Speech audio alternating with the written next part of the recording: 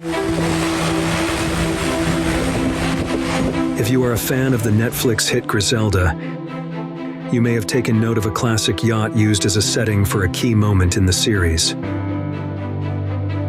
That boat was not any average Hollywood prop, but an actual historic vessel that has hosted real-life monarchs in addition to Hollywood royalty. And now the Northwind is taking a lead role in a new series of its own.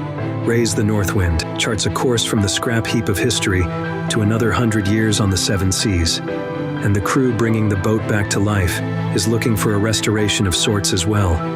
Can this crew rebuild the Northwind to better than ever condition, and in the process find a new start for their own lives? And if they succeed, is it possible to make other things in our own lives better than ever? That is the central question we will answer in Raise the Northwind.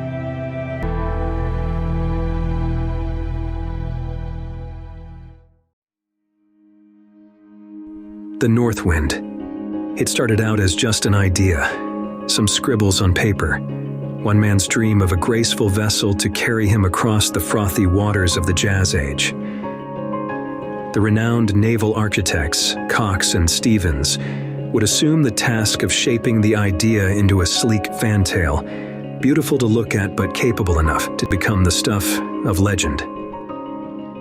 Commissioned by one of the wizards of Wall Street, Charles Martin Clark, the project was proposed at the height of the Roaring Twenties. The black iron came from up the Calumet River and was sent to the Manitowoc Shipyard, where it was hammered and riveted into a hull that would stand the test of time.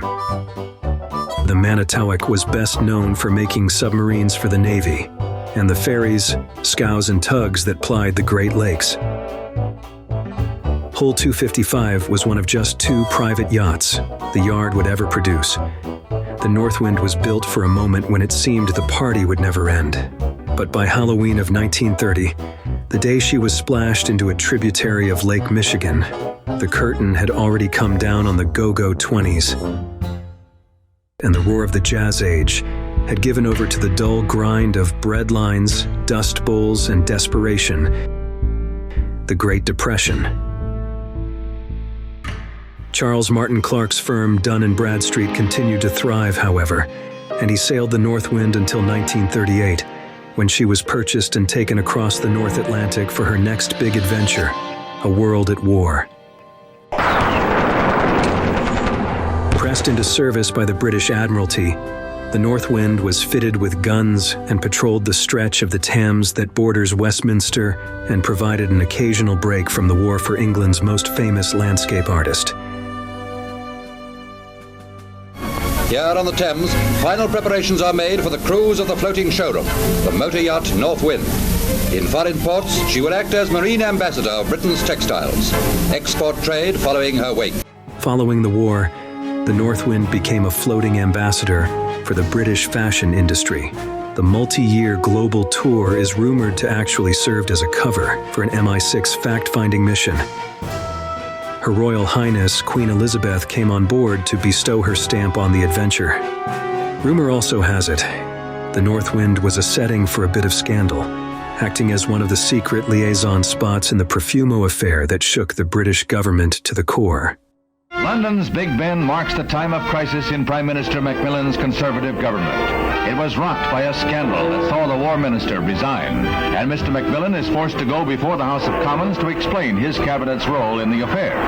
The War Minister was involved with a girl who was close to a Russian naval attaché. It is the security aspect of the case that concerns Parliament. The winds of change blew the Northwind to a new home in Greece, where she ferried First Lady Jacqueline Kennedy around the Greek Isles on an official state visit in 1963.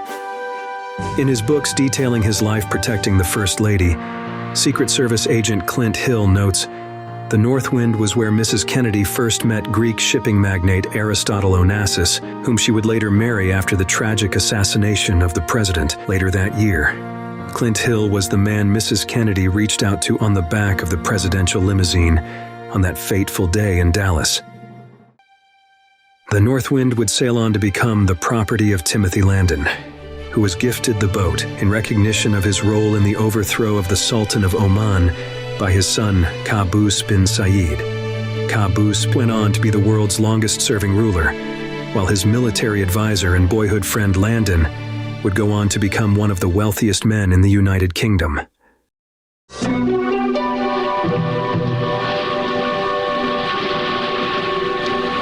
It is my dearest wish that he dies blissfully in your arms.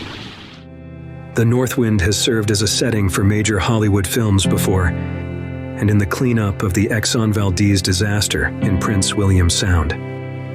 She fell into a period of neglect in the Pacific Northwest and was almost scrapped.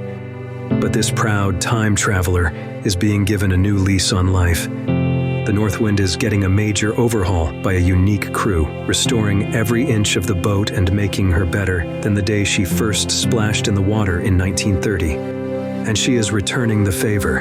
The crew is being mentored by a team of veteran professionals, learning nautical skills they will be able to translate into well-paid professional careers. There's always a need for people down here. Everybody wants to drive the boat, and there's a million captains out there, but not so many engineers. In addition, the crew is also being ferried into the emerging digital economy, new economy skills which will pay additional dividends in the near future. And the crew is working on an alternative climate-friendly propulsion solution from a surprising source. The classic Paxman Ricardo engines, first ordered by Churchill as smokeless diesels to beat the World War II German blockades, will finally deliver on the promise to produce far fewer emissions. Praise the Northwind, the renaissance of a great ship, great lives, and perhaps the great American dream.